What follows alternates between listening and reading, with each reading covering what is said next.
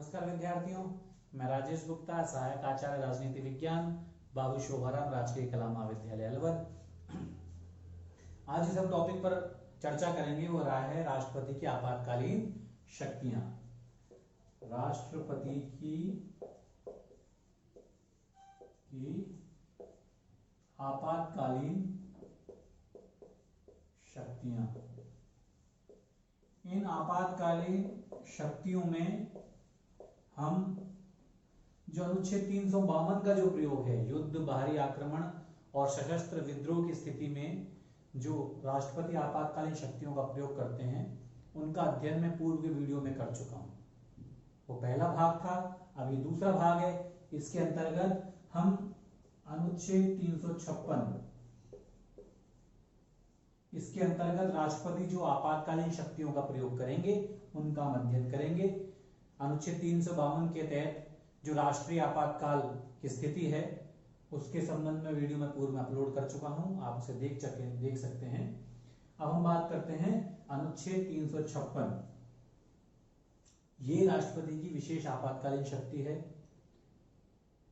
जो अनुच्छेद 356 के तहत जो आपातकाल लगाया जाता है किसी राज्य में, इसके लिए संविधान में किसी राज्य में संवैधानिक तंत्र की विफलता, ये शब्द का प्रयोग किया गया है। राज्य में संवैधानिक तंत्र की विफलता, इसके लिए कहीं भी संविधान में आपात शब्द का प्रयोग नहीं किया गया है। व्यवहार में हम बोल देते हैं ये राज्य में जो संवैधानिक तंत्र की विफलता है उसके आधार पर राष्ट्रपति इस आपातकालीन शक्तियों का प्रयोग करते हैं। इसलिए इसे कई बार लोकप्रिय रूप में हम राष्ट्रपति शासन के नाम से भी जानते हैं। अनुच्छेद 356 के अंतर्गत इसका प्रयोग होता है। तो सबसे पहले ये कब प्रयोग में लाया जाता है, इसके लिए कुछ कंडीशन है।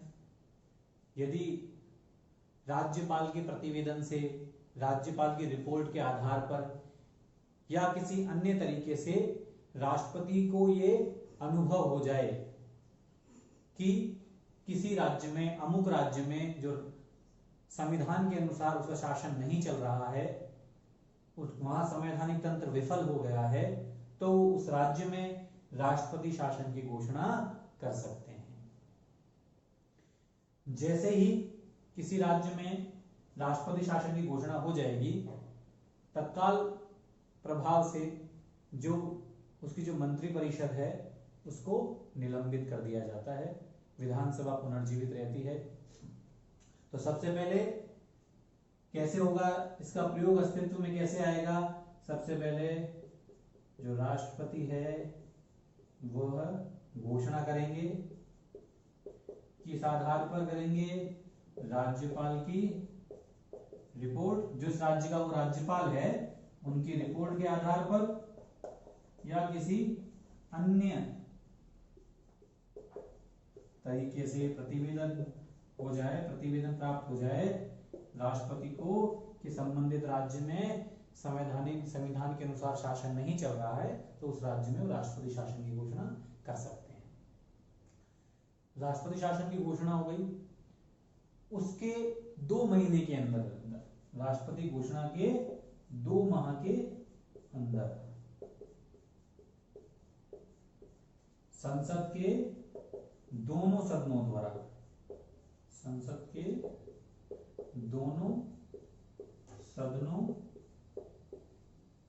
द्वारा साधारण बहुमत से ये प्रस्ताव पास होना जरूरी है। एक होता है विशेष बहुमत 2/3, एक होता है साधारण बहुमत, अगर सामान्य बहुमत। साधारण बहुमत से उसका अनुमोदन होना जरूरी है जो राष्ट्रपति द्वारा घोषणा की गई है।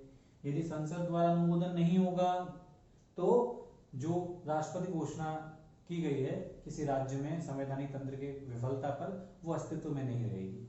इसलिए राष्ट्रपति घोषणा के 2 माह के अंदर अंदर संसद के दोनों सदनों द्वारा साधारण बहुमत से उसका अनुमोदन होना जरूरी है। एक बार अनुमोदन हो गया, 6 माह तक काम करेगी। और बढ़ाना है तो हर 6 माह में इसका क्या अनुमोदन होना जरूरी है। हर 6 माह में संसद के दोनों सदनों द्वारा साधारण बहुमत से। हर 6 माह में इसका अनुमोदन होता जाएगा, ये आगे बढ़ती जाएगी इस तरीके से। लेकिन अधिकतम ये 3 वर्ष तक कार्य कर सकती है। अधिकतम किसी भी राज्य में यदि हम राष्ट्रपति शासन की बात करें तो अधिकतम कितने वर्ष तक रह सकता है? 3 वर्ष तक। इसमें भी एक कंडीशन है, किसी भी राज्य में राष्ट्रपति शासन अधिकतम तो 3 वर्ष तक रह सकता है, लेकिन 3 वर्ष के बावजूद 1 वर्ष जब पूरा हो जाए उसके बाद अगले 2 वर्षों के लिए या आगामी अवधि के लिए तभी बढ़ाया जा सकता है जब 2 कंडीशन होना जरूरी है। पहली बात, हमारे देश में अनुच्छेद 352 के तहत आपातकाल हो,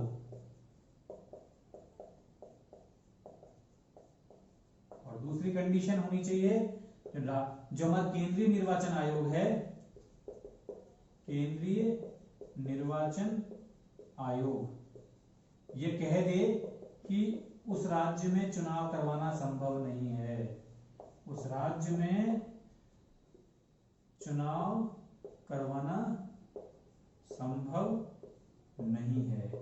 ये 2 कंडीशन जरूरी है। अर्थात संसद के दोनों सदनों द्वारा साधारण बहुमत से अनुमोदन के पश्चात इसे 6 महीने के लिए बढ़ाया जा सकता है, अधिकतम 3 वर्ष तक रह सकता है, लेकिन 1 वर्ष के बाद तभी उस राज्य में रह पाएगा जब ये 2 कंडीशन होना जरूरी है। कि पहली कंडीशन अनुच्छेद 352 के तहत उस समय हमारे देश में आपातकाल होना चाहिए। दूसरी कंडीशन जो केंद्रीय निर्वाचन आयोग है वो ये कह दे कि उस राज्य में चुनाव करवाया जाना संभव नहीं है, तभी उस राज्य में 1 वर्ष से अधिक राष्ट्रपति शासन रह सकता है, अदरवाइज नहीं रह पाएगा। जो संसद के दोनों सदनों का जो अनुमोदन है, जो राष्ट्रपति घोषणा के 2 माह के अंदर किया जाएगा, यदि उस समय लोकसभा नहीं है अस्तित्व में, विघटित है या वो किसी और कोई कारण है, तो राज्यसभा का अनुमोदन जरूरी है। लेकिन जैसे ही नई लोकसभा अस्तित्व में आएगी, पुनर्गठित रूप में लोकसभा का जो पहला सत्र होगा, जो प्रथम बैठक होगी, तो प्रथम बैठक से 30 दिनों के अंदर अंदर इसका अनुमोदन होना जरूरी है। तो ये अनुच्छेद 356 का मैंने बताया कि इसका कैसे अस्तित्व में आती है, कैसे घोषणा होती है, किस प्रकार संसद के दोनों सदनों के अनुमोदन से इसे बढ़ाया जा सकता है। फिर हम बात करते हैं इसके प्रभाव। जैसे ही किसी राज्य में राष्ट्रपति शासन की घोषणा हो गई, जो उस राज्य की मंत्री परिषद है वो निलंबित हो जाती है। जैसे राष्ट्रपति महोदय ने जैसे घोषणा की, तो सबसे पहले हम बात करते हैं राष्ट्रपति महोदय की जो घोषणा हो गई, महोदय की आपातकाल की जो घोषणा है, इसके पश्चात क्या होगा, जो जिस राज्य में आपातकाल लगाया गया है उस राज्य की जो मंत्री परिषद है, उस राज्य की मंत्री परिषद क्या हो जाएगी, निलंबित। वो उस समय कोई आदेश जारी नहीं करेगी। उसके पश्चात फिर 2 महीने के अंदर अंदर संसद के दोनों सदनों से उसका अनुमोदन होना जरूरी है। अनुमोदन नहीं हो पाएगा तो जो मंत्री परिषद निलंबित हुई है वो दोबारा जीवित हो जाएगी। और यदि अनुमोदन हो गया, यदि संसद के दोनों सदनों द्वारा 2 महीने के अंदर अंदर अनुमोदन हो जाता है, संसद द्वारा अनुमोदन हो गया, तो क्या हो जाएगा, जो मंत्री परिषद है उस राज्य की, ये वाली जो मंत्री परिषद है ये विघटित हो जाएगी, भंग हो जाएगी। और जो विधानसभा है, जो विधानसभा है वो उस काल में निलंबित रहेगी। निलंबित विशेष कंडीशन में भंग किया जा सकता है, लेकिन भंग करने के लिए बहुत विशेष बातें, विशेष कंडीशन होना जरूरी है। सामान्यतः उस कंडीशन में विधानसभा क्या रहेगी, निलंबित रहेगी, और जो मंत्री परिषद है वो विघटित हो जाती है। जबकि जैसी राष्ट्रपति महोदय की घोषणा होगी, उस राज्य की मंत्री परिषद निलंबित हो जाएगी, लेकिन जो उसकी विधानसभा है वो जीवित रहेगी। कैसी रहेगी, विधानसभा जीवित रहेगी, अस्तित्व में रहेगी, वो उसका अस्तित्व रहेगा। लेकिन जैसे ही संसद द्वारा अनुमोदन हो जाएगा तो उसकी जो विधानसभा, जो मंत्रिपरिषद जो अब तक निलंबित थी उसको भंग कर दिया जाएगा, और जो विधानसभा जो अब तक जीवित थी, अस्तित्व में थी, उसे निलंबित कर दिया जाएगा। तो ये प्रभाव है। इसके अलावा राष्ट्रपति उस राज्य के सारे जो कार्य हैं वो अपने हाथों में ले सकता है। यदि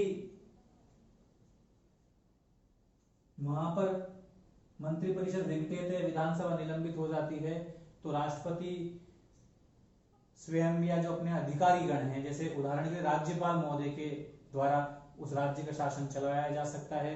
राज्यपाल महोदय जो उस राज्य के जो शासन सचिव हैं उसकी सहायता से वो उस राज्य का शासन कार्य चलाते हैं। यदि उस समय उस विधानसभा भंग है, मंत्रिपरिषद विघटित है, ऐसी स्थिति में भी राष्ट्रपति राज्यपाल महोदय की सहायता से उस राज्य का शासन कार्य चलाते हैं। तो ये प्रभाव है जो अनुच्छेद 356 के लागू होने पर उस राज्य के प्रशासन पर पड़ते हैं। अब हम बात करते हैं इसकी समाप्ति की। अनुच्छेद 356 है, उसकी समाप्ति कैसे होगी? हमने अनुच्छेद 352 के बारे में बताया था कि वहां पर केवल राष्ट्रपति पश्चातवर्ती घोषणा से उसे समाप्त कर सकते हैं। इसके अलावा लोकसभा अपने जो 1/10 सदस्य हैं उनके सदस्य से एक संकल्प पारित कर सकती है, निवेदन कर सकती है कि अनुच्छेद 352 के तहत जो आपातकाल लगाया गया है उसे हटा दिया जाए, और ऐसा यदि आधार पर संसद का सत्र बुलाया जाए लोकसभा का और वहां वो साधारण बहुमत से पास हो जाए तो अनुच्छेद 352 के तहत जो आपातकाल लगा हुआ है वो हट जाता है। इस प्रकार अनुच्छेद 352 के तहत जो आपातकाल लगता है उसे हटाने की शक्ति राष्ट्रपति जी के पास भी है। इसके अलावा हमारे संसद की जो निम्न सदन है लोकसभा, उसके पास भी ये शक्ति है। लेकिन अनुच्छेद 356 को यदि किसी राज्य में संवैधानिक तंत्र की विफलता के आधार पर अनुच्छेद 356 के अंतर्गत राष्ट्रपति शासन लगा हुआ है तो उस राज्य में राष्ट्रपति शासन को जो हटाने की शक्ति है वो राष्ट्रपति के पास है। यहाँ संसद के पास ये शक्ति नहीं है। राष्ट्रपति किसी भी पश्चातवर्ती घोषणा के द्वारा उस राज्य में राष्ट्रपति शासन को समाप्त कर सकते हैं। लेकिन उस राज्य में राष्ट्रपति शासन को लगाना हो चाहे उस राज्य में राष्ट्रपति शासन की समाप्ति हो, ये कार्य राष्ट्रपति अपने स्वविवेक से नहीं करते हैं। वो जो केंद्रीय मंत्रिपरिषद है उसके जो लिखित परामर्श, उसकी अनुशंसा के आधार पर ही इस राष्ट्रपति शासन की स्वीकृति जारी की जाती है। अनुच्छेद 356 के अंतर्गत जो राष्ट्रपति शासन लगाया जाता है उसका न्यायिक पुनर्विलोकन भी संभव है। न्यायालय द्वारा उसकी जांच की जा सकती है। जिस प्रकार अनुच्छेद 352 के तहत जो आपातकाल लगाया जाता है उसकी भी न्यायालय जांच कर सकता है यदि उसके कारण और जो आधार हैं उनमें यदि समरूपता नहीं है तो न्यायालय उनकी जांच कर सकता है। तो इसी प्रकार अनुच्छेद 352 और 356 दोनों का न्यायिक पुनर्विलोकन संभव है।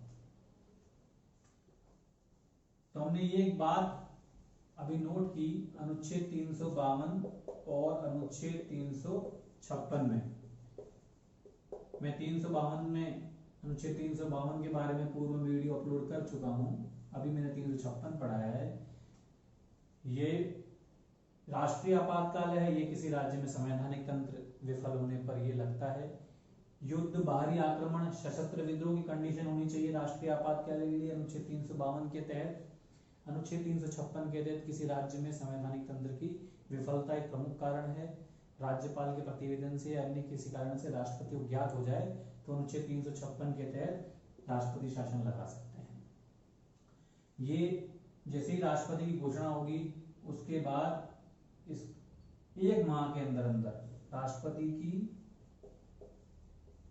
घोषणा के 1 माह के अंदर 1 माह मिलेगा यहाँ पे, और यहाँ है आपके लिए 2 माह। राष्ट्रपति की घोषणा के 2 माह के अंदर संसद का अनुमोदन जरूरी है। यहाँ 1 माह के अंदर अनुमोदन जरूरी है। संसद के 2/3 बहुमत से इसे पास किया जाएगा और इसे यहाँ पर साधारण बहुमत से पास किया जाएगा। तो इस प्रकार ये अनुच्छेद 352 और 356 में अंतर है। इसके अलावा यहाँ पर जो समाप्ति है वो राष्ट्रपति के साथ साथ लोकसभा को भी शक्ति प्राप्त है। यहाँ पर केवल राष्ट्रपति अपनी पश्चातवर्ती घोषणा के द्वारा इसे हटा सकते हैं।